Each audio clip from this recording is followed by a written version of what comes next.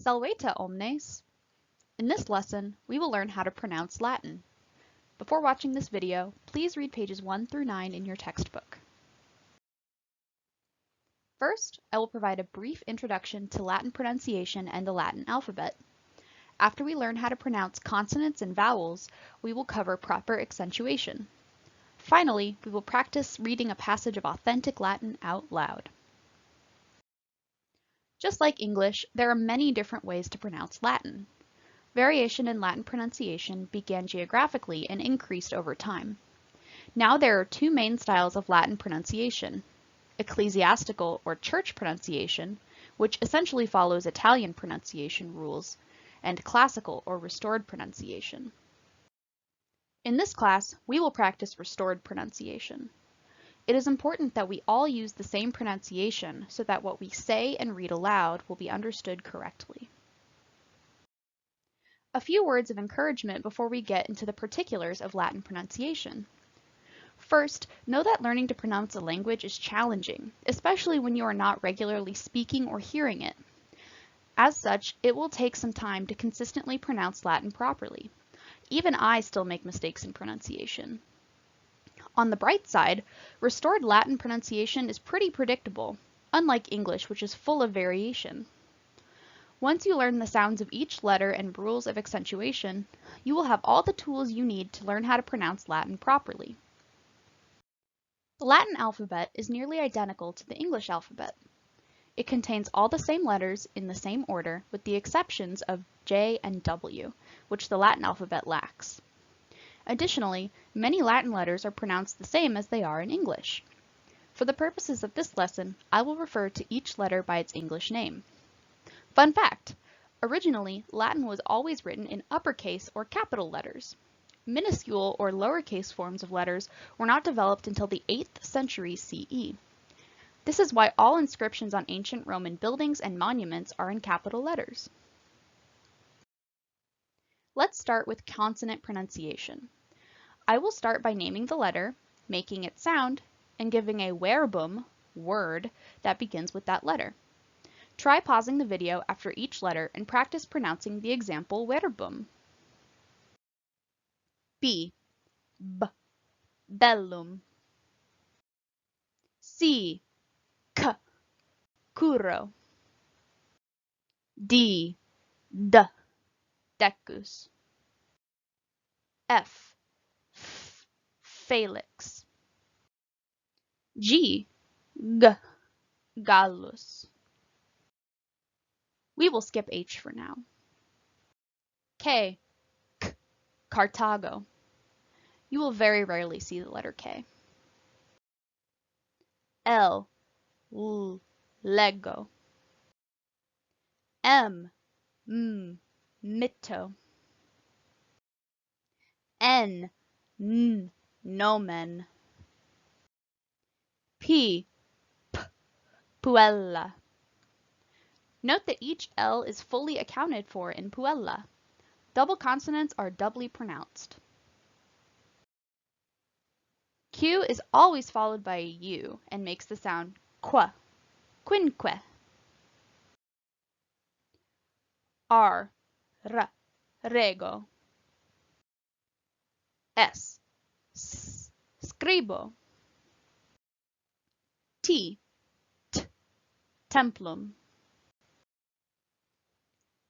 V, waka. X, nox. Z, zona. You will very rarely see the letter Z. Back to the letter H. H is a weakly articulated consonant. Think of it as an add-on to the pronunciation of vowels and consonants that adds a slightly breathy quality. Here are some exempla, examples. With vowels, homo, hortus, haud, and with consonants, Carthago, Poinikia, Chronicus. Now let's move on to vowels. Unlike English, there are no silent vowels in Latin, and all vowels are pronounced. Yay! Vowels can be either long or short in quantity, or perceived length of pronunciation. A line above a vowel indicates that it is long in quality. This mark is called a macron. Because Latin texts are usually not printed with these marks, I will only include them when absolutely necessary. It is up to you to learn the vowel quantities of each vocabulary word you master. Knowing the quantities of vowels will be helpful for you not only in the pronunciation of Latin, but also in distinguishing certain forms and, eventually, in reading poetry metrically. Again, I will say the name of the vowel, its sound, and a verbum containing that sound. Pause and practice as we go. Short A, femina. Long A, caritas. Short E, mel. Long E, dokeo. Short I, long I, tibi. I is technically a semivowel. This means that when it begins a word and is followed by a vowel, or less commonly, when it comes between two vowels, it makes a consonant y sound, as in yakeo. For English speakers, the distinction between short O and long O is difficult to perceive and articulate. In the following exempla, each long O is marked with a macron. Quomodo, tempora, oratio. Short U, clarus. Long U, duco. U is also a semivowel and can make a w sound depending on its position, essentially equivalent to the letter V. Occasionally, you will see the letter Y in words borrowed from Greek. Y is pronounced like the French U, Aegyptia.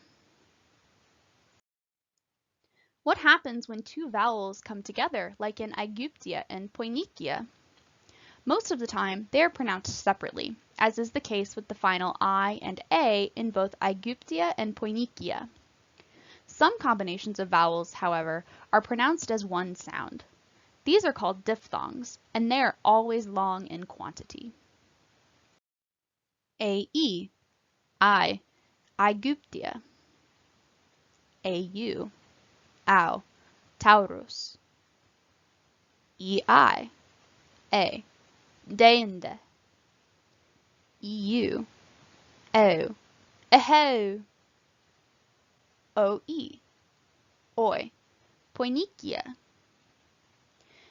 UI as a diphthong only occurs in these words, huius, cuius, huic, qui, and hui. Otherwise, when U and I are next to each other, they are pronounced separately. Now that we know how to pronounce all the letters of the Latin alphabet, it is time to move on to accentuation. The placement of stress in any given Latin word, accentuation, is mostly predictable and roughly follows these guidelines. Only one syllable of each word is stressed. If the word has two syllables, the first syllable is stressed, as in bellum and nomen. If the word has three or more syllables, and the second syllable from the end contains a long vowel, the second syllable from the end is stressed, as in poeta and amicus. If the word has three syllables and the second syllable from the end contains a short vowel followed by two or more consonants, the second syllable from the end is stressed, as in puella and iumentum. Otherwise, the third syllable from the end is stressed, as in tempora and industria. At this point, we have gone through the pronunciation of consonants and vowels, as well as rules for accentuation. We are now ready to begin reading some actual Latin. Julius Caesar's commentary on the so-called Gallic Wars is a classic elementary Latin text, so much so that many Latin students have inadvertently memorized its iconic beginning lines. As such, it will be our practice text. I will read a few sentences from it, one sentence at a time, and I encourage you to pause after each sentence to practice reading it out loud yourself. Gallia est omnis divisa in partes tres, quarum unam incolunt Belgae, aliam Aquitani, tertiam qui ipsorum lingua Celtae nostra Galli appellantur. Hi omnes lingua, institutis, legibus inter se differunt. Gallos ab Aquitanis garumna flumen, a Belgis matrona et sequana dividet. Horum omnium fortissimi sunt Belgae. Congratulations! You can now read Latin. Out loud, anyway. If you are interested in learning more about classical Latin pronunciation, yes, there's more. Vox Latina by W. Sidney Allen is an old but excellent resource. Otherwise, there are more passages with vowel quantities marked in your textbook for you to practice your Latin pronunciation. Valete!